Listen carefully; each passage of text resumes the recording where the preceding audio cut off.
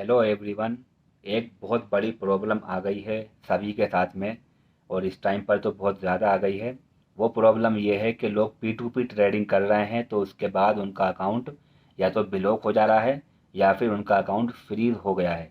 दोस्तों, क्या वजह है पी टू पी ट्रेडिंग में आपके अकाउंट फ्रीज़ होने की, और उसका सोल्यूशन क्या होगा आपको अकाउंट दोबारा ओपन करने के लिए, और पी टू पी ट्रेडिंग में इस टाइम पर क्या प्रॉब्लम चल रही है, आपको किस तरह से अलर्ट रहना है, आपको पी टू पी ट्रेडिंग किस तरह से करनी है और किस तरह से नहीं करनी है, इसके बारे में आज मैं आपके सामने डिस्कस करने वाला हूँ।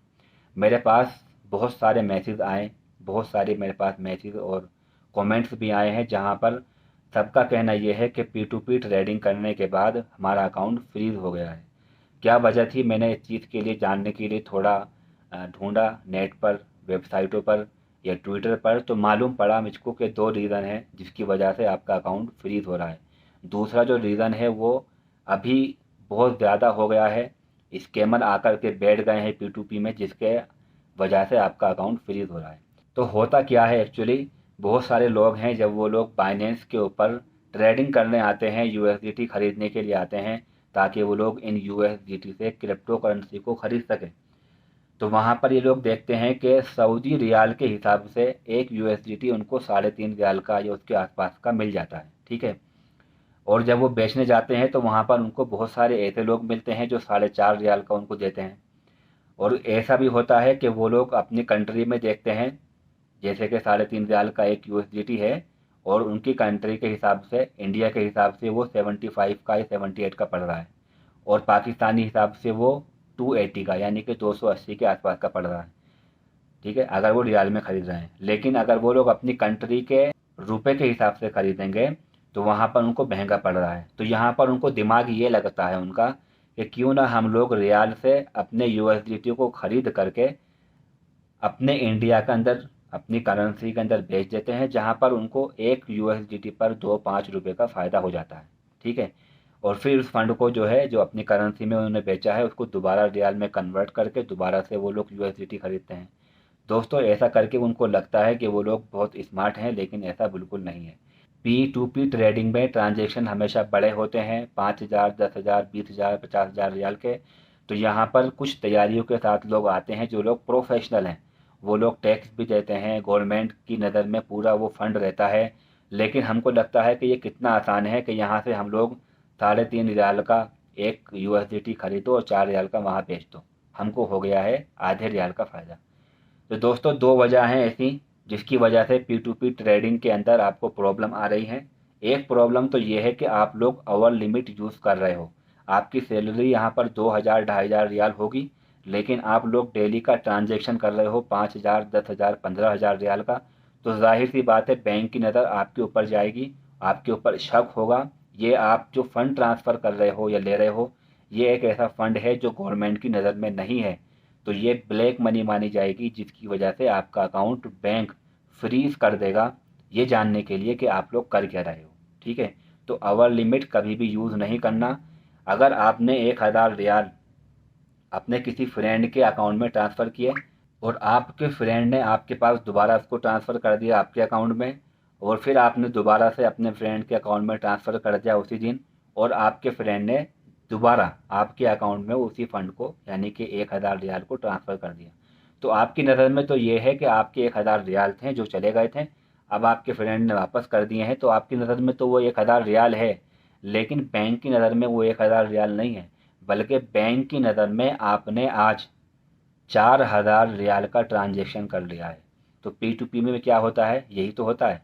आप लोग अपने फ़ंड को किसी के अकाउंट में ट्रांसफ़र करते हो, फिर वहाँ से आप लोग जब उसको यूएसडीटी को सेल करते हो तो फिर वो आपके अकाउंट में फ़ंड आ जाता है। आपको लगता होगा कि आपने 5,000 रियाल का यूएसडीटी खरीदा है और फिर 5,000 रियाल का खरीद लिया है, तो मैंने 5,000 का ट्रांजेक्शन किया है।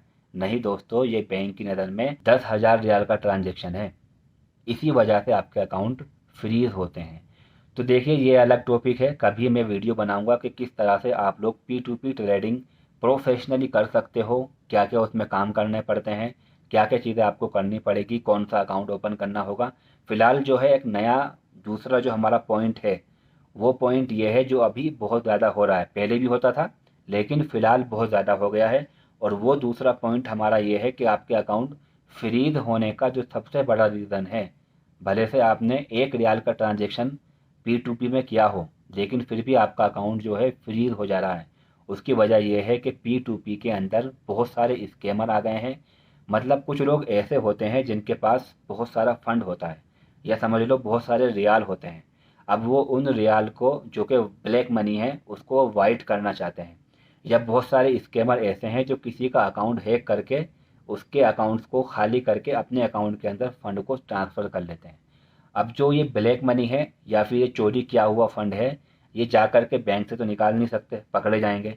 तो इनको ज़रूरत पड़ती है कुछ ऐसे लोगों की जिनको ये जानते ही नहीं है, ना लोग इनको जानते हैं ना ये उनको जानते हैं। इनके अकाउंट के अंदर ये ट्रांसफ़र करेंगे, बदले में इन्हें कोई चीज़ मिल जाए।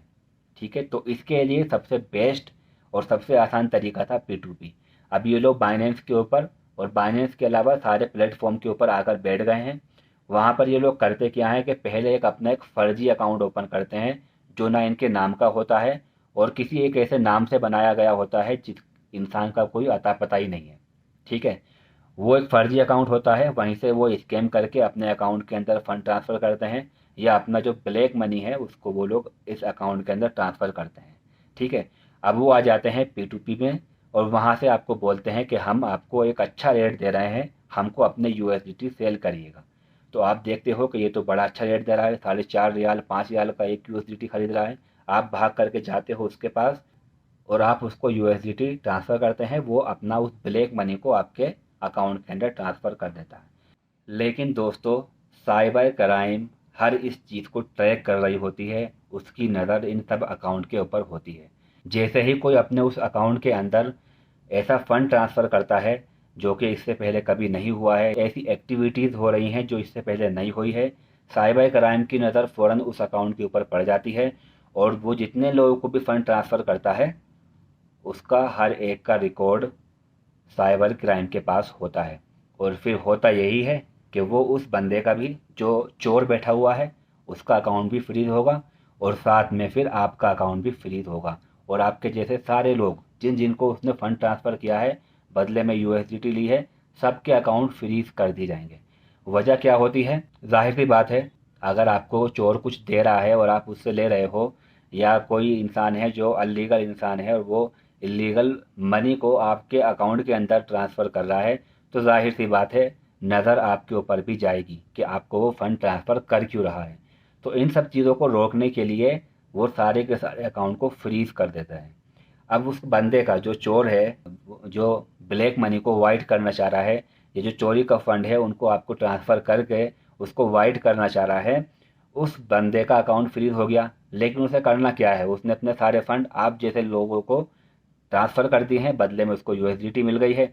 अब वो USDT को कहीं पर भी दूसरी जगह दूसरे प्लेटफॉर्म पर ट्रांसफ़र कर सकता है या उनका क्रिप्टो करेंसी खरीद सकता है, यानी कि कुल मिलाकर के उसका जो वो फंड है वो हो गया है लीगल। लेकिन अब प्रॉब्लम आपको आ रही है। ठीक है, उसका अकाउंट फ्रीज हुआ है तो उसको प्रॉब्लम नहीं है, क्योंकि उसने अकाउंट बनाया है इसलिए था, फेक और फर्जी अकाउंट उसने बनाया था। अगर फ्रीज हो जाएगा तो उसका क्या जाएगा? उसका कुछ नहीं जा रहा है और ना ही कोई उसको अब ट्रैक कर पाएगा। लेकिन प्रॉब्लम अब आपको आएगी। क्या आएगी? कि आपका अकाउंट फ्रीज हो जाएगा और फ्रीज हो रहा है। तो दरअसल एक रीज़न है हमारे अकाउंट फ्रीज होने के, जो इस टाइम पर बहुत ज़्यादा हो गया है। मैंने ट्विटर वगैरह पर दूसरी जगहों पर देखा तो मालूम पड़ा कि ये सिर्फ सऊदी में नहीं या कुछ लोगों के साथ नहीं, बल्कि बहुत सारे लोगों के साथ में हो रहा है। लेकिन दोस्तों, डाउट ये है बहुत सारे लोगों का, हमारा क्या होगा? हमारा अकाउंट फ्रीज हो गया है, क्या कोई हमारे ऊपर एक्शन लिया जाएगा या हमारा अकाउंट दोबारा ओपन होगा या नहीं होगा, कोई प्रॉब्लम तो नहीं होगी? तो मैं आपको एक चीज़ बता देता हूँ, आपको बिल्कुल डरना नहीं है। ठीक है, डरना क्यों नहीं है? क्योंकि आप चोर नहीं हो। अगर कोई फंड आपके अकाउंट के अंदर फंड ट्रांसफ़र कर रहा है तो ये इलीगल नहीं है, ये गलत बात नहीं है। ठीक है, आपका जो अकाउंट फ्रीज किया गया है वो इसलिए किया गया है ताकि इन सब चीज़ों को देखा जा सके, इन सब चीज़ों को, जो फंड है उसको रोका जा सके, वो कहीं आगे और न जाए। तो आपको डरना नहीं है। मैंने जब सर्च किया थोड़ा तो मुझको ट्विटर के ऊपर एक ऐसा अकाउंट मिला जो स्पेशल इसलिए बनाया गया था कि P2P के बाद अगर आपका अकाउंट ब्लॉक हो जाए तो आप उसको कैसे ओपन करोगे, इन सब चीज़ों के बारे में बताया गया है। लेकिन उसने भी कोई स्ट्रॉन्ग सॉल्यूशन नहीं बताया, बल्कि उसने ये कहा है कि आपको डरना बिल्कुल नहीं है इसमें, क्योंकि आप लोग चोर नहीं हो, आप लोग गलत नहीं कर रहे हो, बल्कि आप जो कुछ कर रहे हो वो जेन्युइन तरीका है। लेकिन जो कि आपने ब्लैक मनी आपके अकाउंट में आई है, ठीक है, ना अनजाने में आई है, आपको पता नहीं है, तो इसलिए आपका अकाउंट फ्रीज किया गया है। तो और मैंने चीज़ें देखी हैं, तो यहाँ पर आप लोग एक ट्विटर देख सकते हो। यहाँ पर इस बंदे का 9 महीने से अकाउंट ब्लॉक है, और ये इसने ट्विटर पर अल बिलाद बैंक को मेंशन किया है कि मेरा अकाउंट अब तक जो है ओपन नहीं हुआ है। इसके बाद अल बिलाद ने कहा है कि हम लोग एक्शन लेंगे, हम लोग आपसे पर्सनली बात करेंगे। इस तरह के ट्वीट अल बिलाद ने किए हैं। यानी कि लोगों की प्रॉब्लम अब से नहीं, बहुत लंबे टाइम से है, और अभी तक मुझे कोई ऐसा बंदा नहीं मिला जो ये कह सके मेरा अकाउंट ओपन हुआ है। और यहाँ पर आप देख सकते हो बाइनेंस ने भी इस चीज़ को लेकर के अलर्ट किया है और तरीका बताया है कि अगर आपको P2P ट्रेडिंग करनी है तो किस तरह से करनी है। तो दोस्तों, सोल्यूशन इतना स्ट्रॉन्ग नहीं है कि जिससे मैं ये कह सकूं कि आप ऐसा कर लो और इसके करने के बाद फ़ौरन आपका अकाउंट ओपन हो जाएगा। कुछ भी ऐसी क्लियर नहीं हो पा रही है। मैं लगातार लगा हुआ हूँ, मैंने अलराजी बैंक वगैरह से बात करी है मैसेंजर पर, ट्विटर पर, और उन्होंने मुझको एक ऐसा जवाब दिया है जो हजम ही नहीं हो रहा है। जी हाँ, उसने क्या बोला है कि आप अपना अलराजी का ऐप ओपन कीजिएगा, वहाँ पर आप लोग support and help customer care के पास जो है अपनी प्रॉब्लम सबमिट कीजिए, वहाँ फिर आपका सोल्यूशन हो जाएगा। मतलब वो एक ऐसी बात बोल रहा है जो हम कर ही नहीं सकते। क्यों नहीं कर सकते भाई? अकाउंट फ्रीज हुआ है तो उसको लॉगिन कैसे करेंगे? वो लॉगिन ही नहीं हो रहा है। जाहिर सी बात है, अकाउंट अगर फ्रीज हो गया तो लॉगिन कैसे करोगे? ना हम उससे ट्रांजेक्शन कर सकते हैं, ना हम उससे विड्रॉ कर सकते हैं, ना किसी को ट्रांसफ़र कर सकते हैं, और ना ही हम लॉगिन कर पाएंगे। तो अगर देखा जाए तो इन लोगों को खुद नहीं पता करना क्या है, ठीक है। तो इसीलिए जो है, एक मैंने ट्विटर देखा जहाँ पर एक बंदे का अकाउंट फ्रीज हो गया था, तो अल राजी ने उसको कहा है कि आप बैंक की ब्रांच के पास जाओ। और मुझको लगता है सबसे पहला कदम, ये सबसे स्ट्रॉन्ग जो आपका सोल्यूशन हो सकता है, वो यही है कि सबसे पहले आप भाग करके ब्रांच के पास जाओ। चाहे आपके अकाउंट के अंदर फंड ही ना हो, आप फ़ौरन, अगर आपका अकाउंट फ्रीज हुआ है, कि आप ब्रांच के पास जाइए, वहाँ जा कर के पूरी बात कीजिए। अकेले आप जाओगे, थोड़ा सा हो सकता है कि वो रिस्पॉन्स ना दें, अपने साथ में अपने कफिल को या किसी सऊदी आदमी को लेकर जाइएगा, तो आपका काम बहुत अच्छे से और जल्दी हो जाएगा, आपको एक सोल्यूशन मिल जाएगा। अभी मेरे पास जो है एक मेरे व्यूवर थे, उन्होंने मुझे मैसेज किया था कि उनका अकाउंट ब्लॉक हो गया है।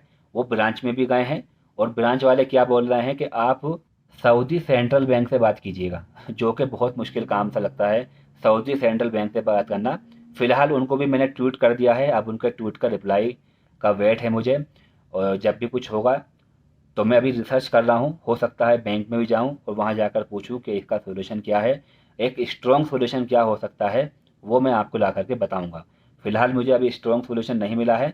बस ये आपको बोलना चाहूँगा कि आप जो हैं, जैसे ही आपका अकाउंट ब्लॉक हो, आप पहले जाइएगा ब्रांच में और वहाँ जा कर के अपनी कंप्लेन सबमिट कीजिएगा, ताकि ये चीज़ नज़र में रह सके कि आपने कंप्लेन की है, आप सामने से आए हो, ठीक है। तो वेट कीजिएगा, जिनका अकाउंट ब्लॉक हो गए हैं उनके लिए मैं कर रहा हूँ कुछ ना कुछ, पता लगा रहा हूँ। जैसे ही मुझे पता लगेगा या पूरी जानकारी मुझे मिल जाएगी, मैं आपके साथ में शेयर कर दूँगा।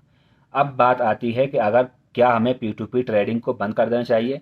बंद नहीं करना है, बस आपको कुछ तरीके अपनाने हैं। पहली बात तो ये है कि आप P2P ट्रेडिंग अनलिमिटेड मत कीजिएगा, ठीक है। जितने की आपको क्रिप्टो करेंसी खरीदनी है उतना ही करिएगा, एक ही बार करिएगा। P2P में अगर आप लोग खरीदना या बेचना चाहते हैं तो हमेशा याद रखिएगा, जो मर्चेंट है, वेरीफाइड मर्चेंट है, उनसे जा कर के कॉन्टेक्ट कीजिए, या उनसे जा कर के USDT खरीदिए या बेचिएगा।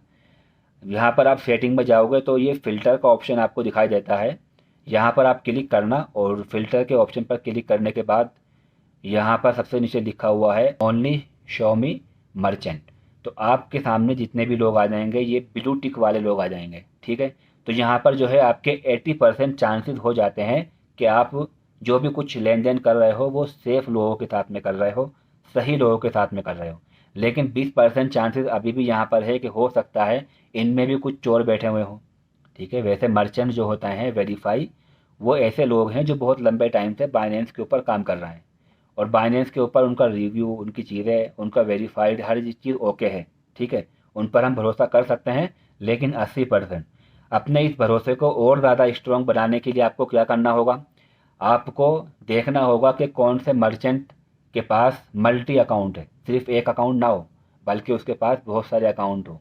अगर आप लोग HTC पे या पैसे भी अगर आप लोग ट्रांसफ़र करना चाहते हो, ट्रांजेक्शन करना चाहते हो, तो देख लें कि उसके पास इसके अलावा भी और दूसरे बैंक होने चाहिए, जैसा कि आप यहाँ पर देख सकते हो। इसके अलावा आप लोग यहाँ पर उनसे कॉन्टैक्ट पर बात कर सकते हैं जिनका मोबाइल नंबर अवेलेबल है, और उनसे जो है सेटिस्फाई हो सकते हैं। इसके अलावा उनकी आईडी आप ले सकते हो। जी हाँ, बाइनेंस ने हमको बताया है कि आप लोग उनकी आईडी अपने आप को सेटिस्फाई करने के लिए मांग सकते हो। इसके अलावा आप लोग उनके रिव्यू को देख सकते हो। पॉजिटिव नेगेटिव रिव्यू देखोगे तो आपको मालूम पड़ जाएगा कि ये लोग कितने दिन से ट्रांजेक्शन कर रहे हैं। अगर ये लोग बहुत लंबे टाइम से काम कर रहे हैं तो जाहिर सी बात है जेन्युइन लोग हैं, और इनके पॉजिटिव व्यू आ रहे हैं, रिव्यू जो है पॉजिटिव हैं, तो जाहिर सी बात है ये सही आदमी है। और एक चीज़ का ध्यान रखें कि यहाँ पर देख लें कि इन लोगों ने क्या USDT खरीदा भी है, बेचा भी है, या फिर खाली ये से खरीद रहे हैं। अगर ये सिर्फ खरीद रहे हैं तो हो सकता है कि इनके ऊपर डाउट हो, ठीक है, क्लियर नहीं कह सकते हैं। तो ऐसे बंदे को ढूंढे जो खरीद भी रहा हो, बेच भी रहा हो। इसके अलावा आप एक चीज़ का ध्यान रखें कि आप लोग जो हैं जब P2P करें तो बार बार अलग अलग आदमी के पास मत जाएं, ठीक है। आप जो है पहले देख लें कौन जेन्युइन है, उसके साथ में आप ट्रांजेक्शन करें, USDT खरीदना हो चाहे बेचना हो। अगर वो आपको जेन्युइन लग रहा है, आपको कोई प्रॉब्लम नहीं आ रही है, तो आप नए आदमी को मत ढूंढिए। आप जाइएगा अपने फंडिंग पर, यहाँ पर हिस्ट्री का ऑप्शन दिया होता है, यहाँ पर आपको वो बंदा दोबारा मिल जाएगा। आप उससे फ़ोन पर कांटेक्ट कर सकते हैं और आप उससे दोबारा से ट्रांजेक्शन कर सकते हैं, उसके साथ में दोबारा से उससे USDT खरीद सकते हैं या बेच सकते हैं, क्योंकि वो बंदा जेन्युइन है, आपको प्रॉब्लम नहीं आई है। तो 1 2 3 या 4 जितने लोग हो सकते हैं आप रखिए अपने पास, जिनसे आप दोबारा ट्रांजेक्शन कर सको, दोबारा USDT खरीद भेज सको, ठीक है। तो ये तरीका है कि आप जो है जेन्युइन तरीके से, अगर आप प्रॉब्लम में नहीं फंसना चाहते हैं तो P2P ट्रेडिंग इस तरीके से कीजिएगा।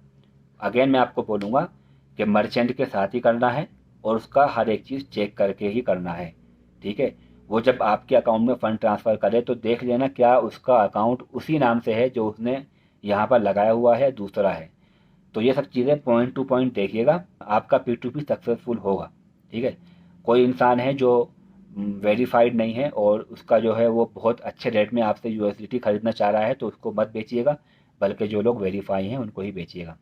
तो दोस्तों आई होप कि आपको समझ में आ गया होगा। जिन लोगों का अकाउंट ब्लॉक हुआ है वो लोग थोड़ा वेट करें, मैं वीडियो लेकर आऊँगा, सोल्यूशन ढूंढ रहा हूँ मैं, मिल जाएगा मुझको। अगर आप लोग ट्रेडिंग, इन्वेस्टमेंट, क्रिप्टो करेंसी या स्टॉक मार्केट सीखना चाहते हैं, या इस तरह के जो प्रॉब्लम आती हैं उनका सोल्यूशन चाहते हैं, तो इस चैनल को सब्सक्राइब कर लेना। Thank you so much.